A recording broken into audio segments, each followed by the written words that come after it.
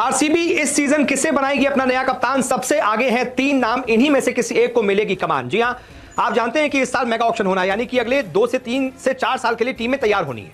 हर team एक नया core स्थापित करेगी, एक नई टीम बनाएगी।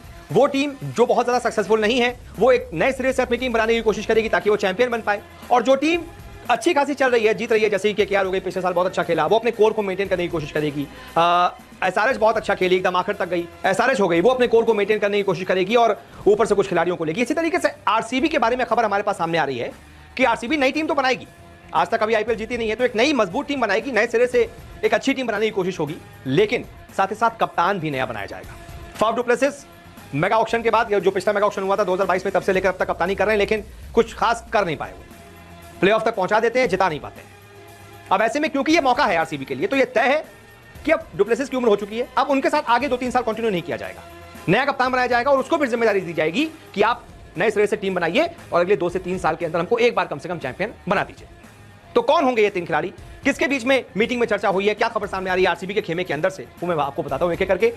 सबसे आगे नाम रोहित शर्मा का आ रहा है कि भाई मुंबई इंडियंस से जो नाराजगी इनकी देखी गई बीते सीजन, बीच में से हमने देखा कि भाई इनके बीच और हार्दिक पांड्या के बीच अनबन की खबरें सामने आई। इनको बताया भी नहीं कि हार्दिक पांड्या को लाकर इनके ऊपर कप्तान बना दिया गया, इनको नॉर्मल प्लेयर बना दिया गया, फिर इन्होंने टी20 वर्ल्ड कप इंडिया को अपनी कप्तानी में जिता दिया, इन्होंने भी नहरे पे दहला दे दिया। तो अब ये अपने अपमान का बदला लेंगे एमआई से और एमआई छोड़ देंगे, ये खबर सामने आ रही है। और ऐसे में अगर ये एमआई छोड़ते हैं तो आरसीबी इनको नहीं जाने देगी। रोको यानी कि विराट कोहली और रोहित शर्मा, ये दोनों की जोड़ी आरसीबी चाहेगी कि हमारे पास रहे। विराट कोहली को तो रिटेन कर लिया जाएगा, ऊपर से रोहित शर्मा को ले लिया जाएगा, इनको डील दे दी जाएगी, भाई आप अंडर द टेबल भी पैसे ले लो, कोई दिक्कत नहीं है, जितनी मोटी रकम बोलोगे हम दे देंगे आपको, लेकिन आप हमारे साथ जुड़ जाइए और हम फिर आपको बनाएंगे, हम आपको कप्तान बना देंगे। रोहित शर्मा अपनी कप्तानी में 5-5 बार मुंबई इंडियंस को चैंपियन बना चुके हैं, आरसीबी को भी एक बार बना देंगे, क्या दिक्कत है? तो इसलिए आरसीबी चाहेगी सबसे पहले रोहित शर्मा को वो अपने खेमे में ले ले। नहीं रोहित शर्मा तो दूसरा ऑप्शन कौन है? सूर्य कुमार यादव। भाई जाहिर सी बात है, एमआई में हार्दिक पांड्या कप्तान है, तो उनको तो कप्तानी, मतलब इनको तो कप्तानी मिलेगी नहीं एमआई में, और कुछ 8-8.5 करोड़ मिलते हैं, तो ये उससे बहुत ऊपर के प्लेयर हैं। तो इसलिए इनसे भी डील की जाएगी कि भाई आप 20 करोड़ ले लो लेकिन हमारे पास आ जाओ, 25 करोड़ ले लो हमारे पास आ जाओ, आरसीबी को आपके जैसा कप्तान चाहिए। क्योंकि अगर सूर्य आप जैसे टी20 के कप्तान बन चुके हैं, इनकी ब्रांड वैल्यू और बढ़ चुकी है, तो जो टीम इंडिया का कप्तान है वो नॉर्मल प्लेयर होकर तो नहीं खेलेगा आईपीएल, वो चाहेगा मैं किसी टीम की कप्तानी करूं।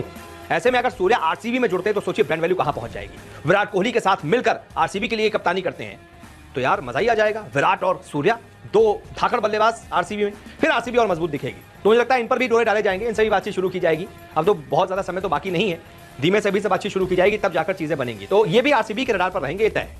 और उसके बाद नहीं, सूर्या से भी मान लीजिए बात नहीं बनी तो तीसरा ऑप्शन है केएल राहुल। ये एलएसजी छोड़ेंगे, अभी से लिखकर रख लीजिए मेरी बात, अभी से स्लिप को काट कर रख लीजिएगा कहीं, फिर मैं आपसे पूछूंगा जब ऑप्शन होगा। केएल राहुल एलएसजी छोड़ रहे हैं, एलएसजी जो मेरे सूत्र हैं वो भी मुझे ही बता रहे हैं, और केएल राहुल से जुड़े जो लोग वो ही बता रहे हैं, क्योंकि इनके साथ जो अपमान हुआ ये उससे खुश है नहीं। एलएसजी के मालिक गोयनका साहब ने इनको बीच मैदान फटकारा था 1-2 कुछ हार के बाद, सबने देखा, और बहुत बुरी तरीके से झल्लाकर फटकार रहे थे। आप एक इंटरनेशनल क्रिकेटर के साथ इस तरीके का सलूक नहीं कर सकते। उस समय तो उन्होंने अपने लिए आवाज नहीं उठाई, लेकिन अब उठाएंगे, मौका है। तो मुझे लगता है कि केएल राहुल भी एक अच्छा विकल्प है आरसीबी के लिए, क्योंकि ये आरसीबी में खेल भी चुके हैं, शुरुआत में खेले थे, आरसीबी के लिए खेल चुके हैं, अच्छा खेले थे, वहां से केएल राहुल एक नाम बन रहा था, अब बहुत बड़ा नाम है केएल राहुल।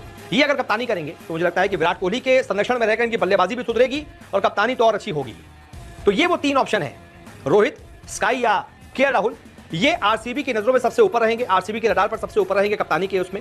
अगर इनसे बात बन गई तो ठीक है, नहीं तो फिर आरसीबी किसी और के लिए कप्तानी करने की सोचेगी। बाकी देखते हैं क्या होता है। आप बताइए, अगर आप आरसीबी फैन हैं तो आप इनमें से किसको कप्तान के तौर पर देखना चाहते हैं अगले सीजन के लिए? कमेंट करके बताइए दीजिए। इस वीडियो को देखने के लिए बहुत बहुत शुक्रिया।